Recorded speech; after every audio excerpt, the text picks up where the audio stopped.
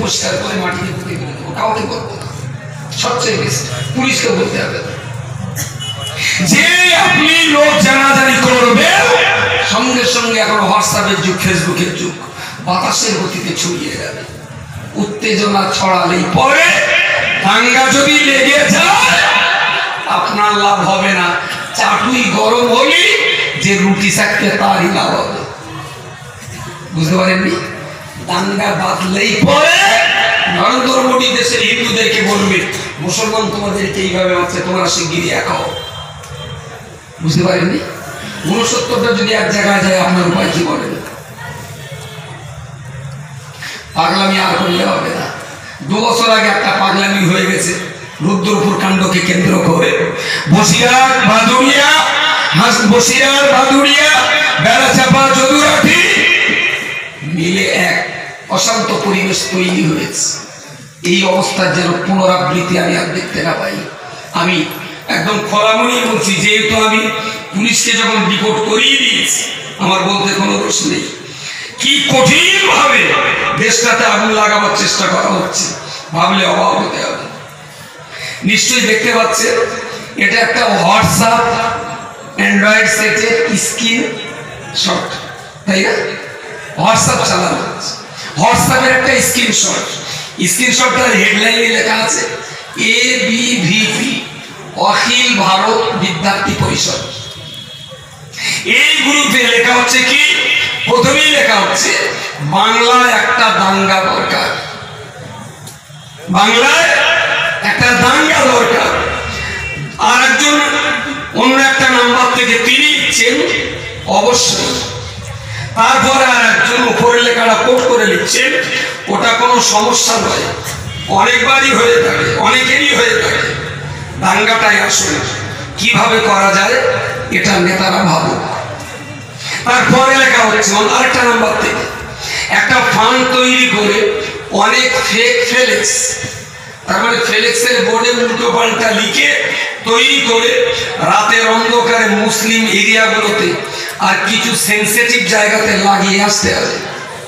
তারপরে আর একজন লিখছেন আর মন্দিরে গরুর মাংস ফেলতে হবে। কিছু মাথায় যাচ্ছে যাচ্ছে দেশটা বাঁচাতে যদি চান দয়া করে মাথাটা ঠান্ডা রাখুন। মসজিদে যদি শোরের বস্তু কেউ ফেলে মসজিদটা নাপাক হয়ে যাবে, তবে 2-3বার পানি দিয়ে সাবান দিয়ে ডেটল দিয়ে ধুয়ে ফেললে ওই মসজিদে আবার নামাজ হবে। কিন্তু ওই বস্তুটাকে কেন্দ্র করে যদি দাঙ্গা ছড়িয়ে যে দুটো মানুষের প্রাণ চলে যায়, ফিরে পাবে? মাথা গরম করলেই আপনার লস, উত্তেজিত হলে আপনার ক্ষতি। আপনি যদি এইটা নিয়ে আন্দোলন মুভমেন্ট করে বিরাট ফাড়াবাড়ি করে জানবেন আপনার ক্ষতি হবে, দেশের ক্ষতি হবে। যারা উত্তেজনা ছড়িয়েছে তাদের উঠি থাকা হবে। বুঝতে পারেন? ওরা সুন্দর করে সামনে ইলেকশনে জিতে যাবে। কঠিন পরীক্ষা মুসলমানদের জন্য এই সময়টা। এলাকার যারা হিন্দু বুদ্ধিজীবী আছে আমার বার্তাটা তাদের কাছে পৌঁছে দেন। আব্দুল মাতিন বলেছে ভোট পর্যন্ত খুব হাতে হাত রেখে মিলেমিশে আমরা বাস করব। প্রয়োজন যদি হয়, যেহেতু এক শয়তানের বাচ্চারা টার্গেট করেছে হিন্দু মন্দিরে গোবংশ বলে দিয়ে দাঙ্গা বাঁধাবে, প্রয়োজন হলে মুসলমানরা দায়িত্ব নিয়ে আমরা হিন্দু মন্দির পাহারা দেব। কেউ যাতে চক্রান্ত করে বস্তু ফেলে দিয়ে দাঙ্গা লাগাতে না পারে। উঠতি নওজওয়ান যুবক যারা ফেসবুক আর হোয়াটসঅ্যাপ চালাও, বাপেদের কাছে আমার প্রথম দাবি, যে সমস্ত ছেলে মাধ্যমিক পর্যন্ত পড়ালেখা করি ওদের কাছ থেকে সেটটা কেড়ে দেন। অ্যান্ড্রয়েড সেট চালাবার যোগ্যতা ওদের নেই। ভারতবর্ষের ভিতরে 2,4 লক্ষ ছেলে আর মেয়েকে RSS পুষছে শুধু সাইবার ক্রাইমে আপনার ছেলেকে ফাঁসাবার জন্য। ফেসবুকে একটা আইডি খুলবে, আমাদের মসজিদ ভেঙে সব চুরমার করে দিচ্ছে ভাই, আমার মসজিদগুলো সব শেষ করে দিচ্ছে ভাই, খোদারকে একটু কিছু কর। তোর ওখানে যদি 2-4টে মন্দির ভাঙতে পারিস তাহলে এখানকার মসজিদ ভাঙাটা একটু রুখে যাবে ভাই। এখনো যদি পারিস 24-15 একটা দুটো মন্দির ভাঙ, আমাদের মসজিদগুলো বলে এখানে সব শেষ করে দে। আপনি লিখে দেবেন ভাই একটুখানি দাঁড়ান, আমি চেষ্টা করছি আমার বন্ধু বান্ধবদের ডেকে একটা মন্দির ভাঙতে পারি কি।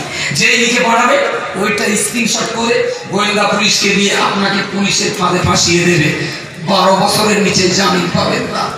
আসলে ওটা শেখ রফিকুল ইসলাম না, ওটা RSS এর চর টুপিওয়ালা দাড়িওয়ালাদের টোপ দিয়ে তোমার ওই জালে ফাঁসিয়েছে। আমার কথা কি মাথায় গেছে?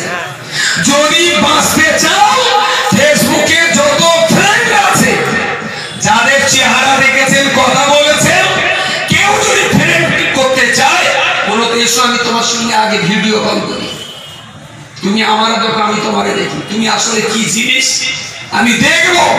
হিন্দুদের সঙ্গে বন্ধুত্ব করুন, মুসলমানের সঙ্গে বন্ধুত্ব করুন, RSS এর সঙ্গে বন্ধুত্ব নয়। এরা কিন্তু আপনাকে জালে ফাঁসাবার জন্য 4 লক্ষ ছেলে মেয়ে ফেসবুক হোয়াটসঅ্যাপে মাস্টার ডিগ্রি করা, তারা কিন্তু ফিল্ডে কাজে লেগে গেছে। ইতিমধ্যে লালবাজারের পুলিশের বাদে অনেক মুসলিম ছেলে জড়িয়ে গেছে। এদের তো